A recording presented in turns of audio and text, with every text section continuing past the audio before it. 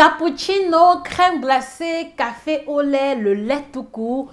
Vous aimez ces aliments, mais malheureusement, chaque fois que vous les mangez, vous êtes victime de ballonnement de gaz et de plusieurs autres effets secondaires.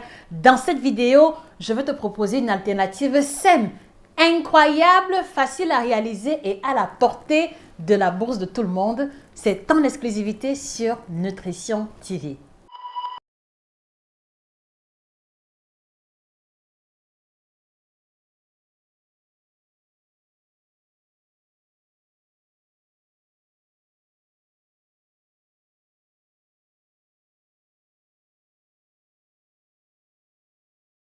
Bonjour à vous fidèles téléspectateurs, je suis Josica, votre passionnée en alimentation, spécialiste de l'alimentation tropicale. Merci de vous procurer la collection des 8 ouvrages qui apparaissent à l'écran pour vous aider à aller plus loin dans votre alimentation sur les thèmes de la ménopause, libido, ventre plat et perte de poids. Vous trouverez cela sur Amazon et chez nos différents représentants. Alors, il y a quelques jours, je me suis amusée à faire une étude comparative entre le lait de vache et l'alternative que je voudrais vous faire découvrir aujourd'hui. Et je vous assure que j'ai été choquée et je me suis demandé, mais pourquoi je ne m'étais pas rendu compte avant? Et donc, je veux partager le fruit de cette comparaison que j'ai effectuée et vous allez être au bout de vos surprises. D'accord? Voilà. Si on part du principe selon lequel 75% de la population mondiale, d'accord, est intolérante au lactose, digère très mal le lait.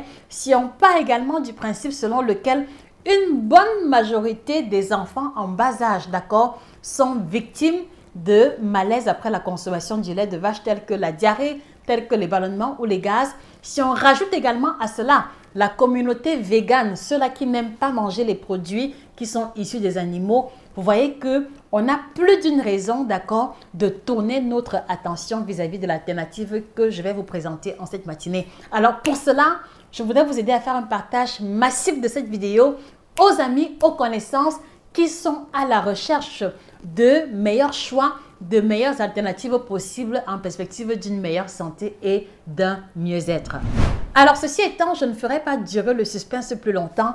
L'alternative au lait de vache que je voudrais que nous passions, d'accord, au bistouri de la chirurgie nutritionnelle, c'est le lait de cajou. Ou alors, pour ceux qui préfèrent, la boisson végétale, la boisson à base de noix de cajou. Alors, qu'est-ce qui rend cette boisson extraordinaire? Je vais prendre le temps de mieux vous expliquer. Mais avant, pour ceux qui ne savent pas ce que c'est, il s'agit simplement d'une préparation maison ou du commerce qui utilise comme ingrédient principal les noix de cajou. Donc, il vous suffira simplement, d'accord, la veille au soir, de prendre 100 g de noix de cajou que vous allez faire tremper dans de l'eau, exactement comme avec le haricot. Donc, vous prenez 100 g, vous mettez dans une cuvette, vous remplissez d'eau et vous laissez tremper environ 12 heures à 18 heures par là.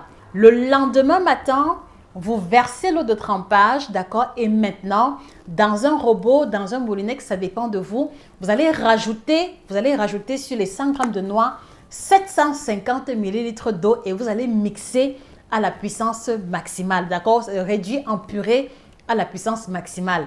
Et lorsque le mélange est homogène, il vous suffira simplement de filtrer et voilà que vous avez déjà votre lait de cajou. Donc la préparation n'est pas difficile.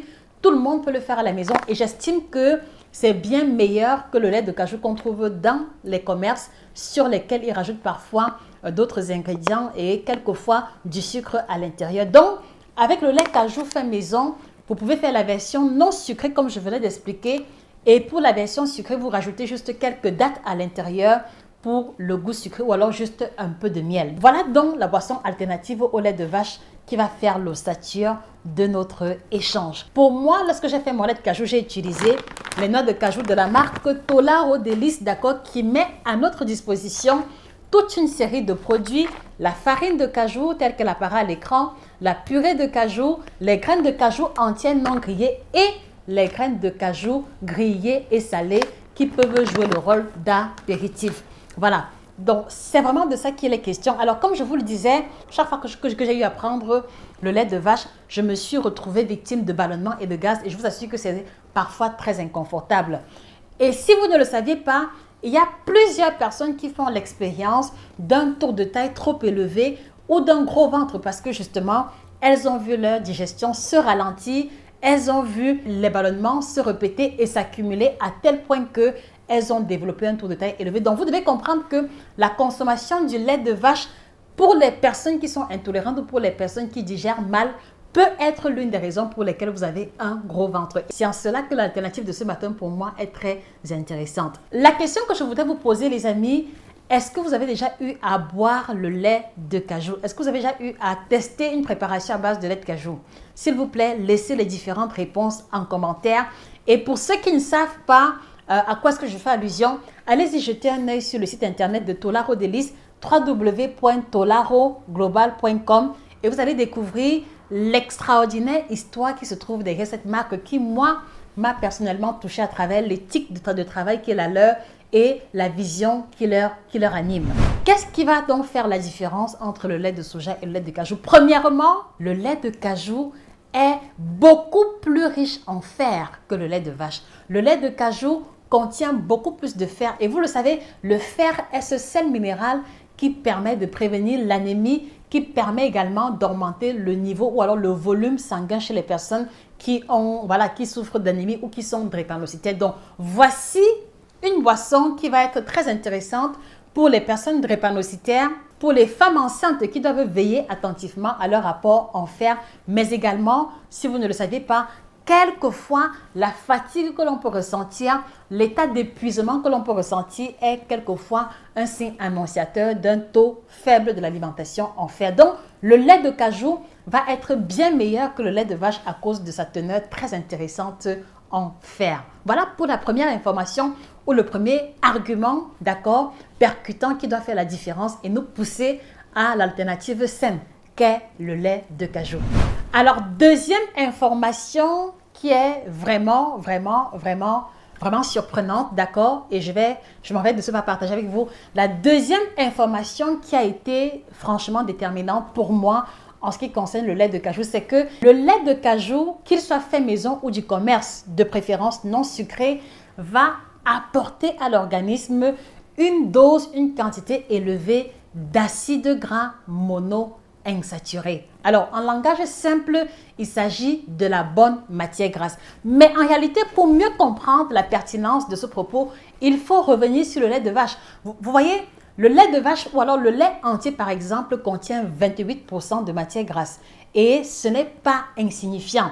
Et dans les 28% de matière grasse, vous allez vous rendre compte que la majeure partie de la matière grasse du lait de vache est la matière grasse saturée, qui est la matière grasse qui va se déposer au niveau des artères et peut être source de cholestérol. Or, dans le lait de cajou, on a très peu de matière grasse saturée, mais beaucoup plus de bonne matière grasse qui va donc comme ça aider à nettoyer les artères, d'accord, et surtout à diminuer le mauvais cholestérol au profit du bon cholestérol. Donc, voici un lait qui doit être proposé de façon absolue aux personnes qui ont fait un AVC, aux personnes qui sont victimes de maladies cardiovasculaires, aux personnes qui sont hypertendues et également aux personnes qui ont été diagnostiquées d'une hypercholestérolémie pour lesquelles la diminution de leur taux sanguin de cholestérol est une urgence vitale.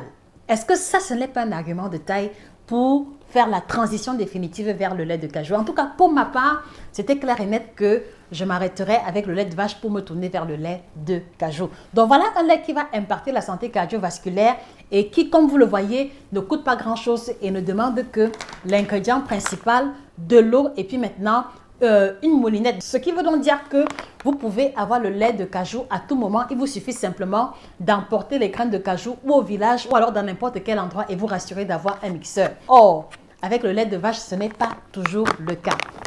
Troisième information, le lait de cajou est un puissant anti-fatigue, beaucoup plus que le lait de vache. Et je m'en vais vous expliquer de façon terre à terre.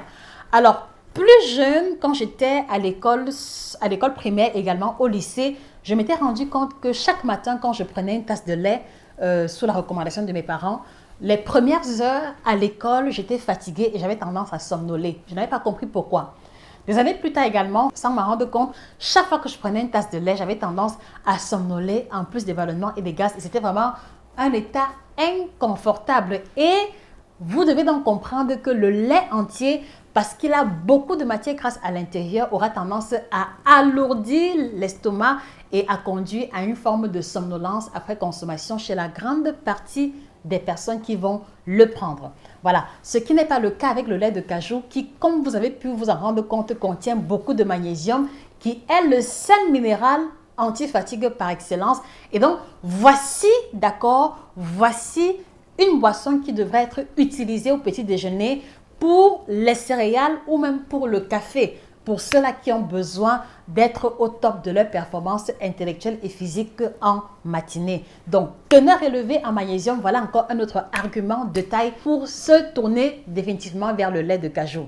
Et dans le même ordre d'idée, on a également noté que le lait de cajou a une teneur très élevée en zinc. Le zinc est le sel minéral qui participe du renforcement de l'immunité, d'accord? Donc, vous voyez, avec les soucis que nous avons connus vis-à-vis du Covid, voici encore une raison supplémentaire pour renforcer son immunité à travers la consommation du lait de cajou ou même simplement des graines de cajou. Voilà.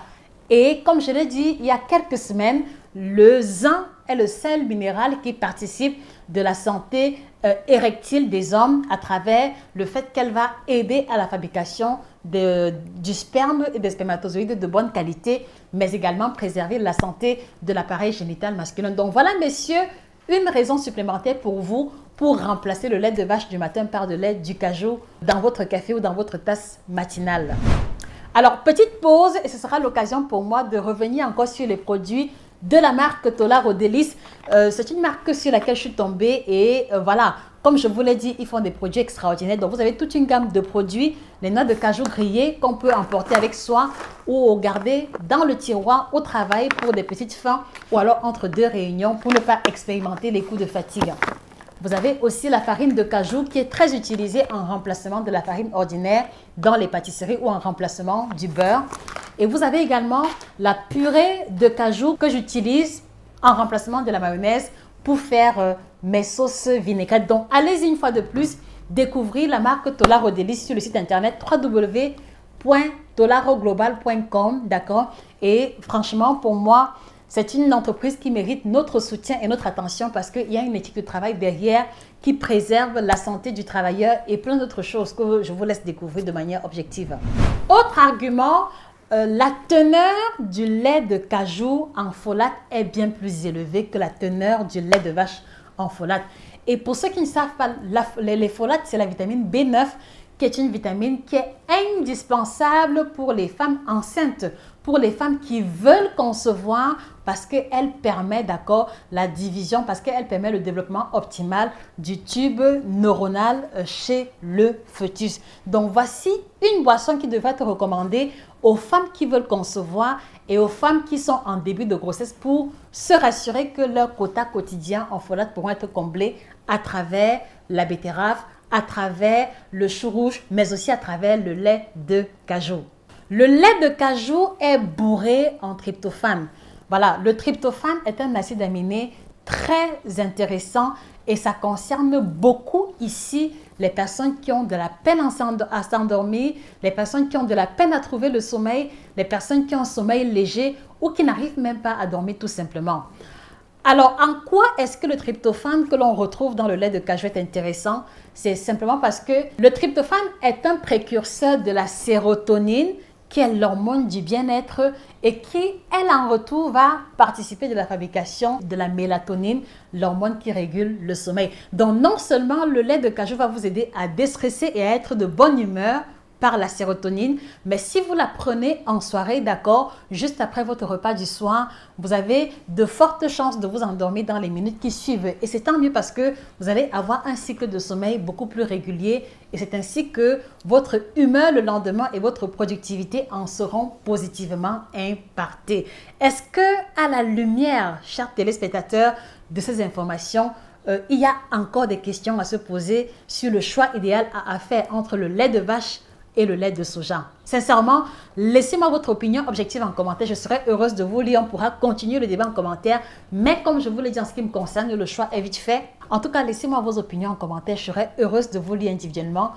Et ce qu'il faut retenir, c'est que Au-delà des propriétés nutritives, d'accord, il va y avoir un confort intestinal qui va s'installer. Le lait de cajou se digère beaucoup mieux, il n'apporte pas de ballonnement, il n'apporte pas de gaz, d'accord, et surtout, d'accord, on ne risque pas de faire des gaz en pleine réunion sans s'en rendre compte juste parce qu'on a pris une tasse de lait le matin.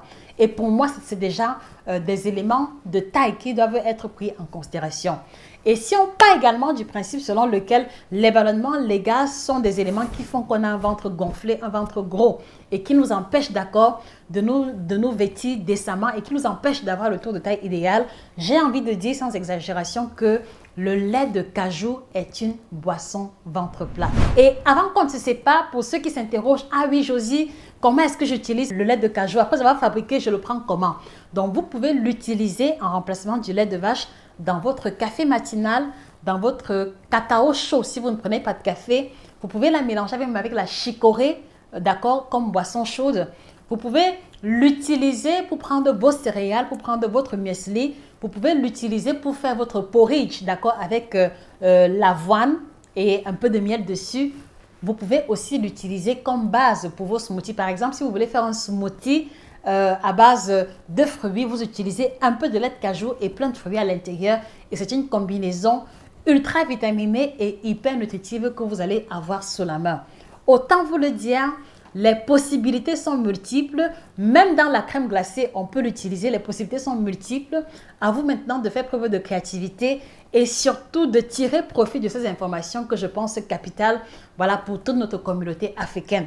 Allons-y de ce pas nous procurer les noix de cajou et allons-y soutenir l'entreprise Tolaro Global qui met à notre disposition les noix de cajou bio-certifiées, ce qui suppose qu'il n'y a pas eu d'utilisation d'engrais ou de pesticides pour la culture de ces graines-là. Donc pour moi, c'est un gage de sécurité haut élevé. Merci de m'avoir accordé votre attention. Laissez vos opinions en commentaire sur le lait de cajou. Et quant à moi, je vous encourage une fois de plus à vous procurer la collection d'ouvrages, à nous écrire par email si vous avez des questions ou des préoccupations. Et d'ici là, prenez soin de vous. C'était Josika, votre chirurgienne en nutrition spécialiste de l'alimentation tropicale. Excellente journée à vous et que le bien-être soit définitivement vous.